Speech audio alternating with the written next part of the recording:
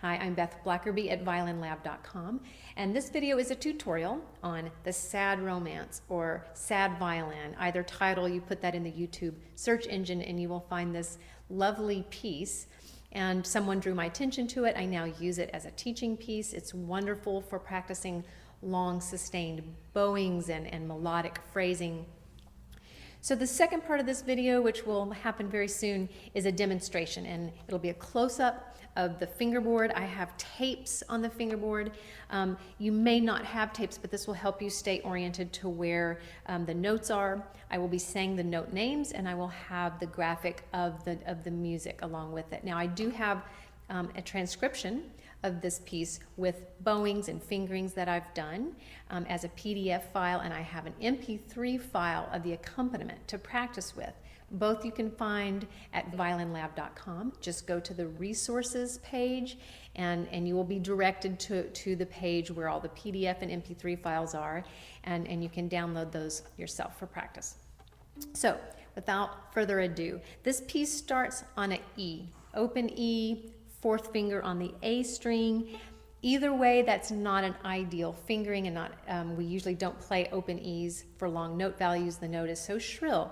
So with this, we're going to start with our hand in fourth position. Now don't be afraid if you haven't shifted or you don't know positions, it's okay. This is a really simple way to start. It's just for this introduction. So we're going to be putting our first finger where our fourth finger usually goes on the A string. So that's an E, that note is an E, so I'm going to put my first finger where that E goes.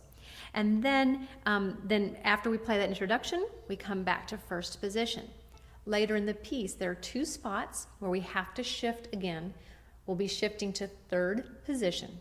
The notes will be on the E string, and so we'll be moving our first finger to where the third finger usually goes, which is an A, and you'll be substituting first finger, so that first finger will be playing an A in third position. The second finger will be playing a B, and then the third finger will be playing C. It's really close to the B, it's a half step away.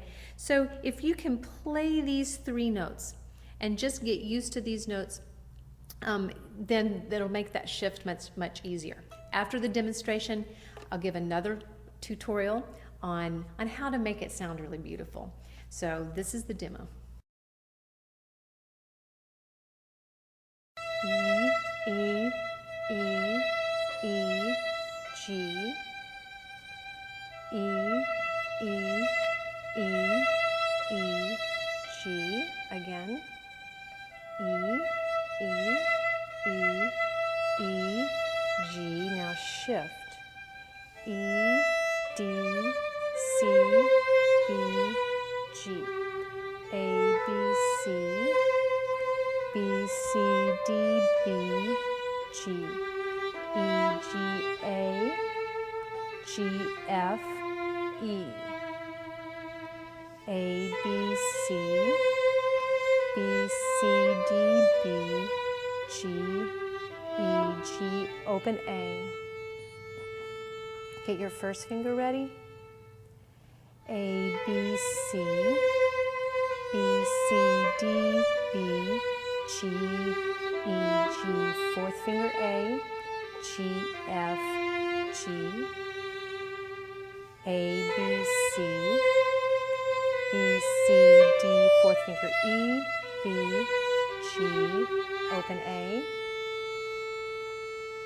Second finger is hovering, C, B, A. Get first finger ready on the D. E, G, G, C, B, A, G, F, E, F, G, D, E, D, C, D, E, G,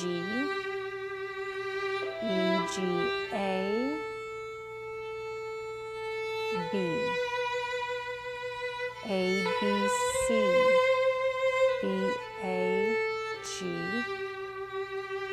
E, G, fourth finger A, G, F, E, D, E, F, E, D, C, B, A. Cross over E, B, G, A. Get third finger hovering. C, B, A. Now it repeats. A, B, C. B, C, D, B, G. E, G, A. G, F, E. A, B, C. B, C, D, B, G, E, G, open A. Get your first finger ready. A, B, C. B, C, D, B, G, E, G. Fourth finger A, G, F, G. A, B, C. B, C, D. Fourth finger E, B, G. Open A. Second finger is hovering. C, B, A. Get first finger ready on the D. E, G, G. C, B, A. G, F, E. F, G, D, E. D, C, D, E, G. E, G, A. B. A, B, C. B, A, G. E, G, fourth finger A. G, F, E. D, E, F. E, D, C, B, A. Cross over E, B, G, A. Get third finger hovering. C, B, A. We're going to shift. E, G, G. Now shift up to the C. C, B, A. Back down. G, F, E. F, G, D, E. D, C, D, E, G.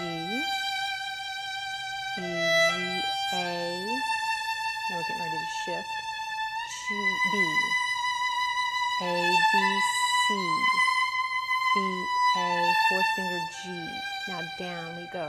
E, G, A. G, F, E. Third finger.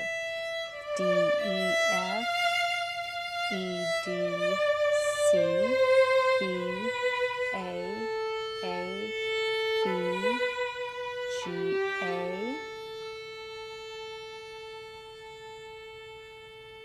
C, B, A.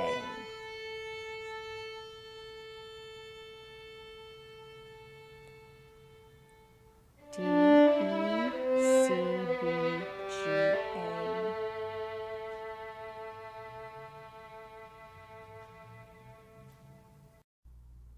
Now I'd like to give you a couple tips on how you can make this sound very beautiful.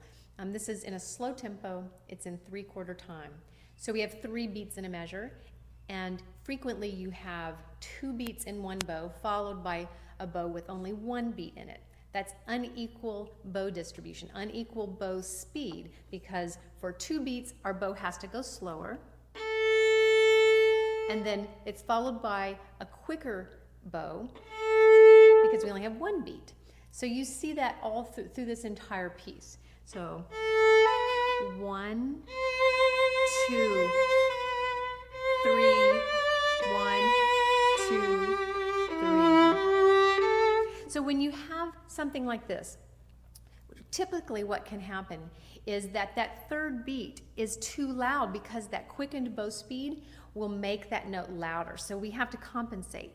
And we have to make the first bow a little heavier and then the up bow, the third beat, lighter. So what I want you to do is to think that you're moving your hand through water. And on the first two beats, your hand is underneath the water. And then on the third beat, it floats on top of the water. So basically what we're doing is we're altering our pressure, the amount of weight going into the string. So sinking down, now floating on top, sink,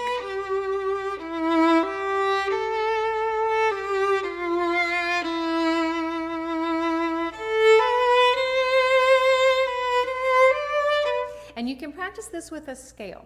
So it's always good to take a technique that's presented in a piece of music, take it away from that music, put it in the context of a scale so that you can put all your focus into that technique. So I would have students play an A minor scale, it's an A minor, so why not, and play that bow stroke. So 1, 2, 3, heavy, light, heavy, light.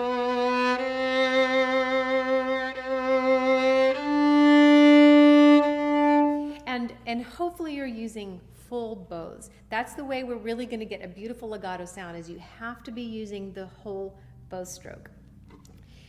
The whole bow strokes are more successful if they're going straight, because when a bow is traveling in a straight path, and what I mean by straight is I really mean that it's really going perpendicular to the strings.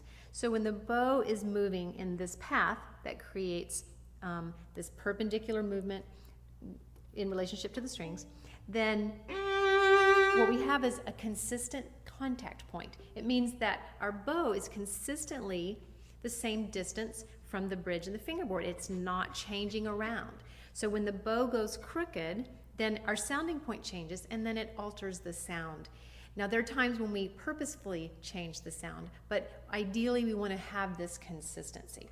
So practice just that bowing, practice these full bow strokes with really paying close attention to the weight, how much weight you're putting into the string, how the bow is traveling, and it will make this more beautiful. The slurs, we have many slurs in here. There's the first one. Here's another one. Here's another slur. A lot of times with my students, I see that slurred figures, they tend to stop or hesitate with a bow in the middle of a slur. So the change of finger puts a little disruption, a teeny little pause in the flow of bow speed. Pause, pause. And a string crossing. String crossings can do the same thing. So you want to be aware of that and make sure that you're not stopping the flow of bow speed. So keeping that momentum going through the bow.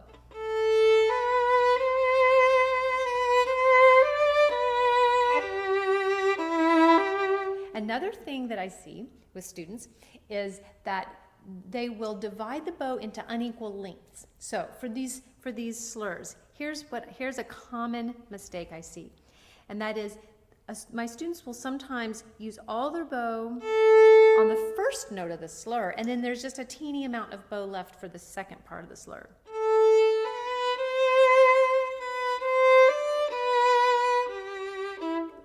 So that's called unequal bow distribution. Bow distribution is a very broad topic, and it applies to many different scenarios. But in this case, what I mean is they're not distributing the bow evenly. So if you have two equal note values, those were equal notes, you want to try to divide your bow into equal parts. So half and half. You have two notes, divide the bow into halves. So half of the bow, half of the bow. Now, 3/4 of the bow, because this note's longer. 1/4 of the bow. Half and half. Half and half. Half and half. 3/4, 1/4. So if you give a little attention to that, to how you're distributing those notes, how much bow you're using, and your bow divisions, it will make the sound very smooth, very even, very legato, continuous. We want to develop the ability to play very melodically. It sounds very musical that way. So I hope those tips will help you and help you play this piece beautifully.